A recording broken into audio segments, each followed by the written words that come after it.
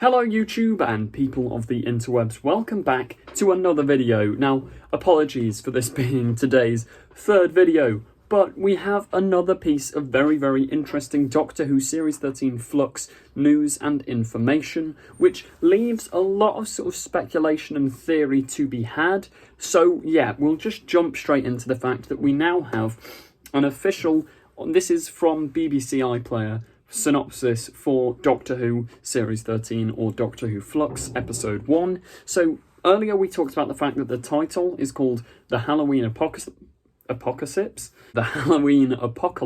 and the synopsis is on Halloween all across the universe, terrifying forces are stirring. So this, I'm presuming, is like, obviously you've got the Sontarans, you've got Karvanista, that like weird bear looking guy, you've got these blue crystally people, and so much more that we know is coming in this series, like Ood, Cybermen, etc. Chibnall has said in the past that episode 1 of this series starts off like a finale, so I reckon we're going to get a bunch of cameos from loads of different aliens, similar to the way they did it in the prison for Revolution of the Daleks. So I think, yeah, something or someone is causing unrest in the universe. That begs the question of who's the someone. We'll just keep reading to find that out. From the Arctic Circle to deep space. That's oddly specific. We're probably going to the Arctic Circle. And obviously, deep space. An ancient evil is breaking free. Now, those of you who know me well will know exactly where my mind's going to jump. Omega. Doctor Who, Omega. This Chad. In fact, Omega himself, or Omega, is such a Chaddy villain that our Doctor Who fan film, coming out in 2 days, is set and based around this Time Lord, the creator of Time Lord Society, etc. Now, I don't want to say it's going to be Omega, but it might be. I hold out hope. I would love for him to come back. And I mean, technically he was partially in the Timeless Children. In a flashback in the script, it said one of these Time Lords seen on screen was actually Omega. So maybe please it's him, or maybe it's someone like Tecteun. But yeah, an ancient evil is breaking free. That could be just a generic sort of line for the Flux. Like, the Flux could be this chasm in space and time that's breaking free. But it seems to me like it's talking about a specific person or being or army. As I say, my first thought is Omega, because we're presuming a lot of this is set on Gallifrey, so they're going to have all these Gallifreyan stuff. Time Lords, Vinder is possibly a Time Lord, the Division, the Ruth Doctor, the Timeless Child, all of that stuff could be pointing towards the fact that someone like Omega, or maybe Rassilon, but it wouldn't be Rassilon, it's got to be Omega, because Omega is trapped in the antimatter universe, so he's breaking free, breaking out of that. I need to stop hoping that it's him, but if it's not him, the alternative theory, this is a leak, so if you don't want actual leaked information, turn away now. But we had this cast list for Doctor Who Series 13, and we found out that the blue guy, that like suited up blue guy, and his wife, well, not his wife, but his name is Swarm.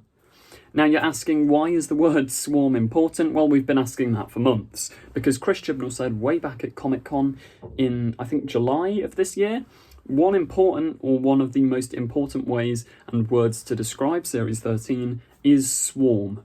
So maybe this guy is the ancient evil that this article's referring to, because his name is Swarm. So we've been thinking, oh, it's going to be a literal swarm of things, like the common theory was like Sontarans for S, Weeping Angels for WA, R for Ravagers, and then M for Master. That's been the common theory.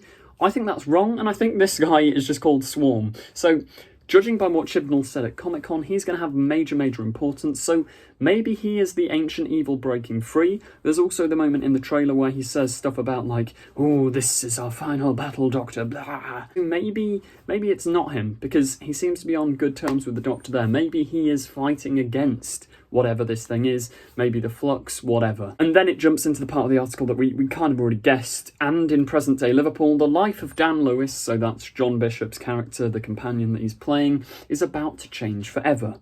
Now, this is where it gets interesting again. Why is the Doctor on the trail of the fearsome Karvanista And what is the Flux? Okay, Karvanista is Bungle from Karvanista, this bloke, this guy. He is in Series 13 as a major role. He's played by the same actor. Now, we've had this officially confirmed by the actor himself on Twitter.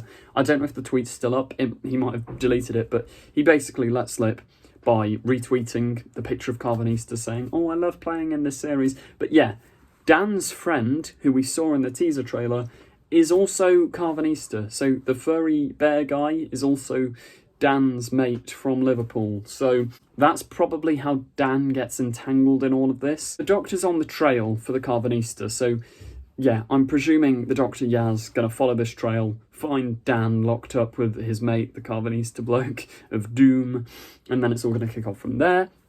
And the final question, once again, what the Flux? Who is the Flux? What is the Flux? When is the Flux? Why is the Flux? We don't actually know. And I don't really have major theories on it, other than it's some sort of time crack that's spewing stuff out for the Doctor and her friends to tackle or fight, something along those lines. Anyway, that does bring us to the end of today's video. Please, if you did enjoy, remember to like, comment, subscribe. Make sure you subscribe so you don't miss any Series 13 Doctor Who news or Doctor Who Flux news and reviews, etc. But, more importantly, it's 2 days until the release of our Doctor Who fan film Echo's End. Please turn on notifications, get hyped for that. Thank you for watching, and goodbye. Hello YouTube and people of the interwebs, welcome back to 5 more reasons why you should watch Doctor Who Echo's End. So Melissa, what is reason 1 that people at home should watch Doctor Who Echo's End? Doctor Who is fit. Natasha, what is reason 2 that you should watch Doctor Who Echo's End? Well, it's actually very good. Reason 3, I'd say it is actually really quite good. It's gooder than good. You could almost call it goodoodle. I would actually say it's quite good as well. And finally, I wouldn't go as far as goodoodle, but it's pretty good. that's based, my G. Based in red pills.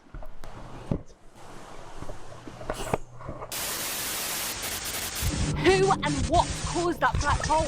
I am